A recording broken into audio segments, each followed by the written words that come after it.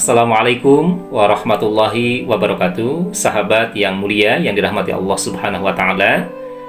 Semoga Allah senantiasa melimpahkan taufik hidayah, rahmat dan barokahnya untuk kita semua. Dan semoga Allah Subhanahu wa taala menerima seluruh rangkaian amaliyah ibadah kita, baik yang sudah dilaksanakan maupun yang akan dilaksanakan. Sahabat, izinkan saya menyampaikan adab menyambut Idul Fitri sesuai dengan contoh, tuntunan, dan sunnah Nabi kita Nabi Muhammad Sallallahu Alaihi Wasallam. Yang pertama, kita disunahkan untuk mandi besar sebelum melaksanakan sholat Idul Fitri. Disunahkan mandi besar sebelum berangkat sholat Idul Fitri. Hal ini dijelaskan dalam hadis riwayat Malik dari Ibnu Umar radhiyallahu anha. Sesungguhnya Ibnu Umar biasa mandi pada hari raya Idul Fitri sebelum pergi ke tempat sholat. Yang kedua, sarapan terlebih dahulu sebelum melaksanakan sholat Idul Fitri. Anas radhiyallahu anha berkata, Nabi SAW tidak pergi sholat Idul Fitri melainkan sesudah makan beberapa biji kurma dengan hitungan ganjil. Hadis riwayat Ahmad dan Bukhari. Kemudian yang ketiga, mengenakan busana yang terbaik dan memakai wangi-wangian sebelum sholat Idul Fitri. Hasan As-Sibti radhiyallahu anha berkata, Rasulullah SAW memerintahkan kami agar pada hari raya mengenakan pakaian terbaik, memakai wangi-wangian terbaik, dan berkurban dengan hewan yang paling berharga. Hadis riwayat Hakim. Terkait dengan berkurban dengan hewan yang paling berharga, ini tentunya kaitannya dengan Idul Adha. Kemudian yang keempat, sholat di lapangan.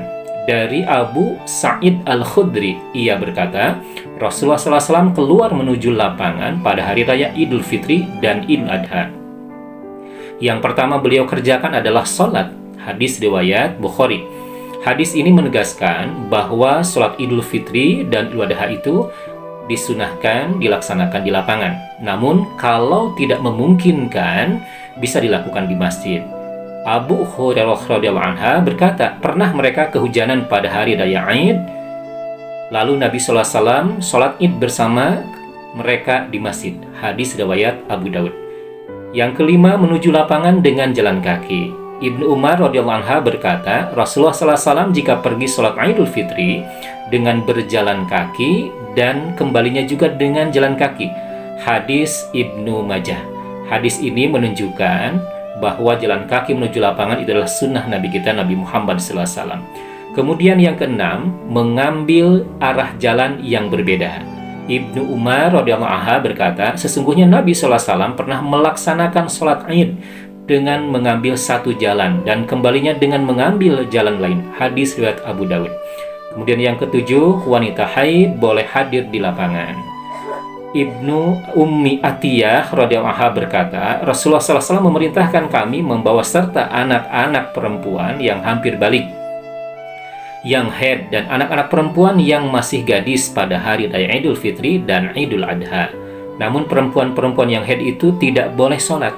Hadis riwayat Muslim. Hadis ini menegaskan bahwa wanita haid boleh hadir di lapangan untuk menyimak, mendengarkan khutbah Idul Fitri atau Adha, tetapi mereka tidak boleh melaksanakan sholat. Kemudian yang kedelapan, bertakbir pada hari raya. Hal ini berdasarkan Quran surah Al-Baqarah ayat 185. Walitukmilul iddata walitukabbirullaha ala ma hadakum wala'alakum tashkurun. Dan hendaklah kamu sempurnakan bilangan saum serta bertakbir mengagungkan Allah atas petunjuknya yang diberikan kepadamu supaya kamu bersyukur. Kemudian yang kesembilan, cara sholat Id. Secara prinsip, pelaksanaan sholat Id sama dengan tata cara sholat fardu subuh, yaitu 2 rakaat. Perbedaannya, dalam sholat Id, takbir pada rakaat pertama sebanyak 7 kali, dan takbir pada rakaat yang kedua sebanyak 5 kali. Selesai sholat, mendengarkan khutbah Id, sebagaimana dijelaskan dalam riwayat berikut. Amr bin Auf radhiyallahu anha berkata, Nabi SAW bertakbir pada sholat Id 7 kali pada rakaat pertama dan 5 kali pada rakaat kedua sebelum membaca Fatihah. Hadis riwayat At-Tirmidzi. Kemudian yang ke-10, saling mendoakan. Dari Zubair bin Nafi menyebutkan bahwa apabila para sahabat mereka saling mendoakan dengan mengucapkan doa tahniyah, taqabbalallahu minna wa minkum. Mudah-mudahan Allah menerima amaliyah ibadah kita. Lalu bagaimana cara menjawabnya? Cara menjawabnya paling tidak ada 4. Yang pertama, jawab dengan doa yang sama, dengan lafaz yang sama. Taqabbalallahu minna wa minkum.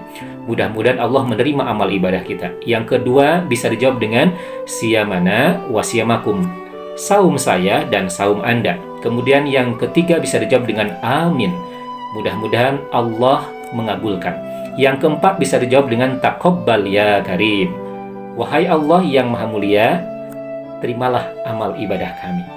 Dari 4 jawaban ini, tidak ada satupun dari dalil atau hadis yang menjelaskan harus dijawab dengan misalkan yang 1, 2, 3, dan 4. Itu diserahkan kepada kita masing-masing. Terima kasih, semoga bermanfaat, semoga menginspirasi, dan tentunya saya mengucapkan selamat menyambut Hari Raya Idul Fitri. Taqabbalallahu minna wa minkum. Assalamualaikum warahmatullahi wabarakatuh.